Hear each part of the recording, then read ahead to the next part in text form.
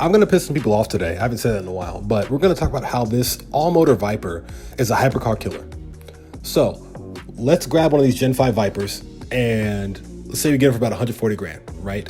And we get the Prefix 9-liter Extreme Stroker kit, where it increases the displacement from 8.4 liters to 9 liters. So this goes for about 30 grand. Let's say another 30 grand for labor and putting it in the car. So that's 60 grand total. So including the car, for less than $250,000, you got an all-motor car that runs 9/8, that runs just as quick as new Lamborghini Revuelto does. You know, this car does not have any turbochargers, superchargers, or hybrid assist. If I'm not mistaken, that Lambo has a hybrid assist. It may not sound as crazy as a Lambo, but it's unique in its own right. And for as large as a V10 that it has, yeah, it makes sense for it to run that quick. And oh, by the way, manual. It's a manual car still. So you can drive this on the street. You can drive it to the store. You can do a road trip. You can go on the canyon run, road courses, autocross, whatever. And for 60 grand, you better believe this engine's going to be sorted before I get the keys back. So outside of that, I just have to worry about basic maintenance stuff. You know, clutch, tires, brakes, oil, spark plugs. That's it. You know, in a day and age where everything's either turbocharged, supercharged, hybrid assist, or a combination of the two, this is unique in its own right by default.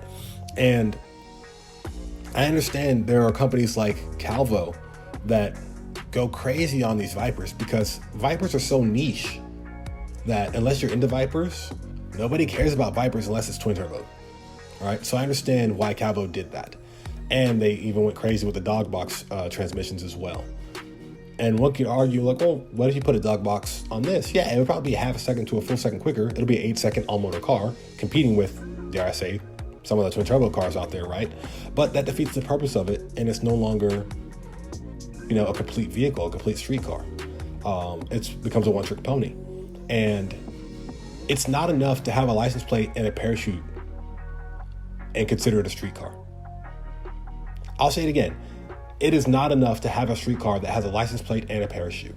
I think a street car, like a good athlete, can do a lot of things very well and compete with things that most people would consider that it had no business competing in.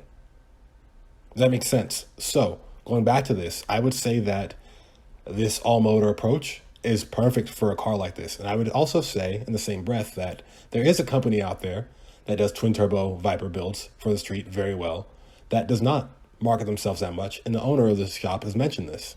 And that's Moto. And we're going to talk about them in the next video. So I hope you enjoyed. Like, subscribe, and share. If you don't know, now you know. Do what you want to do.